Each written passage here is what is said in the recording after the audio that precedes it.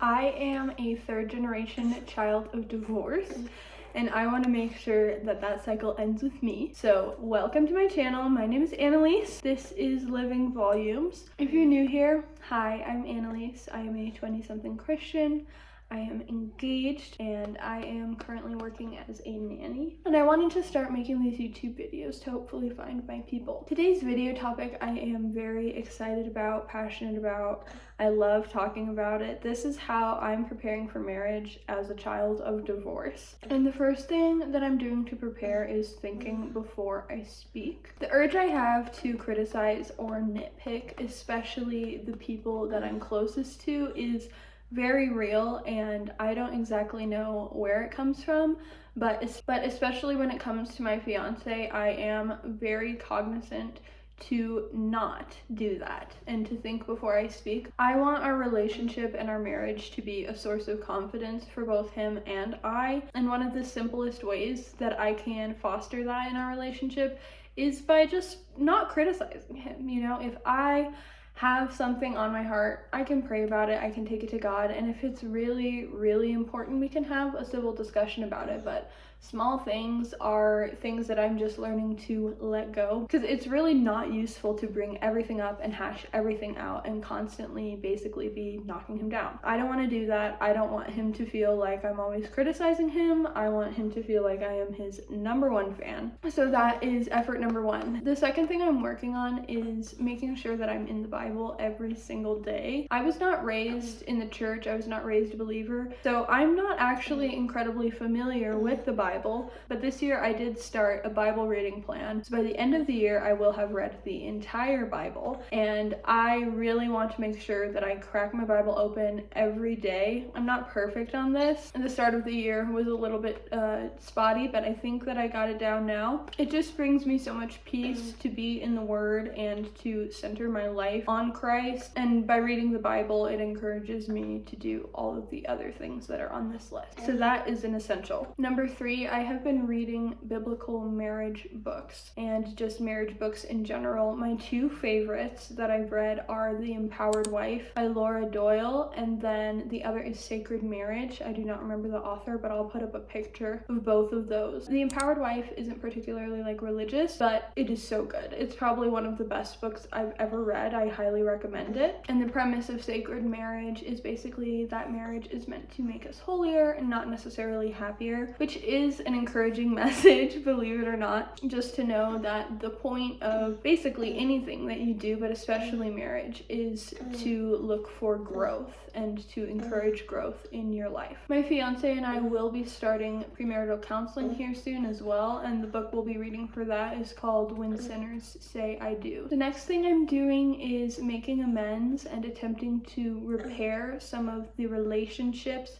that I had previously in my life, the familial relationships that have been struggling. And the reason that I'm doing this is that I just want to walk into my marriage with a clean slate, knowing that I have made good to the best of my ability with everyone in my life, and knowing that I have the ability to do that even in some of the most challenging relationships that I did not choose. That gives me a lot of confidence to go into my marriage, knowing that I can also continue to make amends and continue to make it right and keep it right in my marriage. Making amends with people and forgiving people is something that we are called to do as Christians, and I want to do it for that reason, and it definitely encourages a lot of humility, which is a great quality to have, and I think it can do a lot to keep a marriage healthy and happy as well. Number 5 kind of goes hand in hand with number 4, and that is healing childhood trauma. Of course, you can't expect to be over everything immediately. It takes time, but I am putting in conscientious effort to understand it when it comes up and do what I can to heal it. There are a lot of different tools I've used for this. Prayer is a huge one. Trauma work is a huge one. Therapy is something I've done in the past. I've even been on medication in the past. But these days, prayer and reading my Bible are the main things that are really encouraging to me in that space, as well as going to church and just having fellowship with other believers, and especially with my fiance. Those types of conversations are so healing and so helpful. So that brings me to number 6, conversations with my fiance.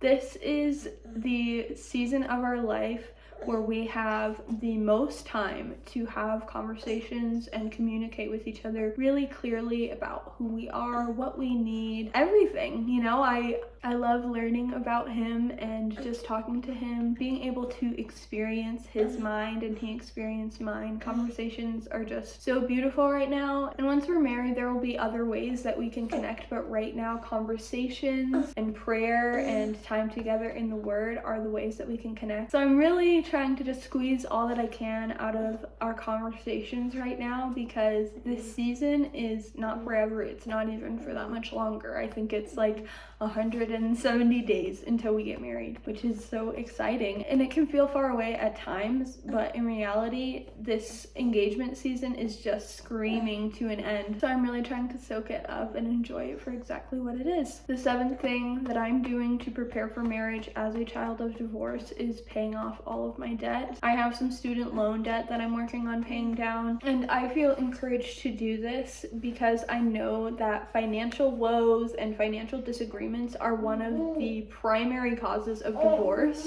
So I want to do my part to make sure that those issues are not issues. Going into marriage debt-free and with a solid savings is a goal that I've had for a while, and I'm definitely going to be able to achieve it, but it's just been requiring sticking to a budget and making conscientious decisions day after day to choose to pay off the debt instead of buy something fun that I want. Keeping on the topic of finances, another thing that my fiance and I are doing to prepare for marriage is having a weekly business meeting. By having a set day and time that we discuss our finances every week, it helps to nip financial issues in the bud before they start, because he's seeing my bank account and my credit cards every week and I'm seeing his, and if any issue starts to blossom, then we can address it right away as opposed to months down the line. It also just helps prevent issues from coming up at all because we're accountable to each other. I know that I can't be doing any reckless spending because I'm going to have to answer to my fiance at the end of every week, and same for him to me. So that is something that I highly encourage, because again, financial disagreements are a huge cause of divorce, and divorce is exactly what I'm trying to prevent here. Number 9 is also along the lines of finances, and that is beginning to combine our finances. This started because I'm making my wedding website on The Knot. You can do a cash fund as one of the items on your registry, and you have to link a bank account in order to do that. So I decided to link my bank account, and then I invited my fiance Charlie to be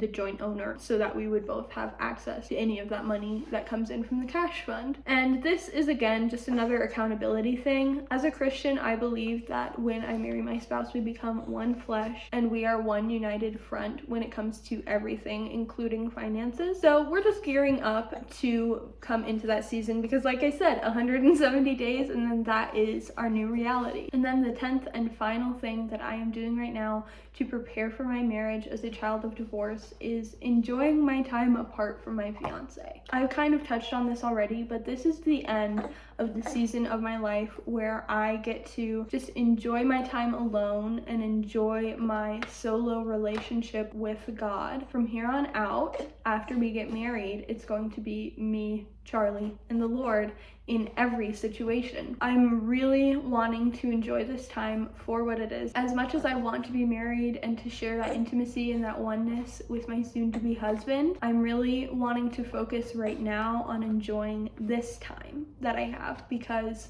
I have, Lord willing, an entire future with my husband, decades and decades of marriage. But this time in singleness is coming to a close rapidly. So I'm using it to enjoy time with God and to work on my relationship with him and work on my relationship with myself. Not that I can't do those things in marriage, but this is kind of the last call before I'm married to do any of that inner work that I want to do and to have any of that space that I want to take being solo. All in all, I'm really focused on enjoying every moment as it is without worrying too much about the future, because getting getting married and staying married is honestly a miracle in this modern era. I just saw a statistic the other day that the average length of a marriage in the United States is only 8 years. And I remember hearing growing up all the time that 50% of marriages end in divorce. And I don't know about you, but I'm not into that. I want my marriage to mean something, and I want my commitment to another person to last a lifetime,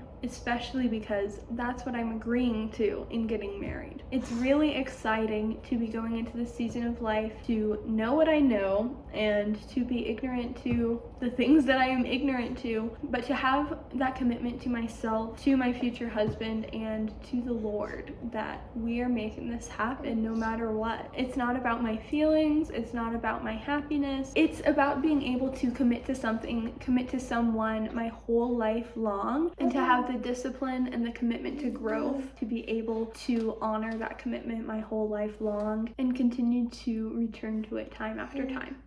So I really hope you all enjoyed this video and found this helpful.